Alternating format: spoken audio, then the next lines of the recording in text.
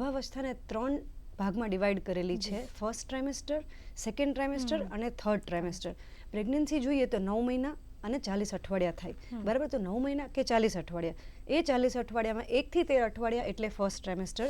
જેમાં જે સોનોગ્રાફી થાય એને એન્ટી સ્કેન અથવા તો ફર્સ્ટ ટ્રાઇમેસ્ટર સ્કેન કહેવાય.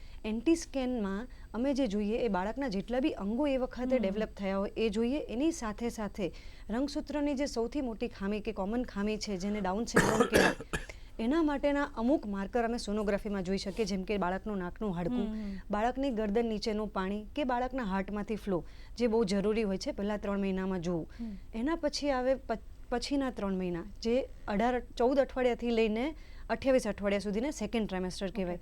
ત્યારે જે સોનોગ્રાફી આવે એને ખોળખાપણની સોનોગ્રાફી અથવા તો એનોમલી સ્કેન કહી શકાય, જેમાં બાળકના મોટા ભાગના અંગો ડેવલપ થઈ ગયા હોય, જેમ કે brain, spine, stomach, bladder, kidneys, heart, face અને એના હાથ પગ, એ બધાની ડિટેલ સોનોગ્રાફી એટલે એનોમલી સ્કેન.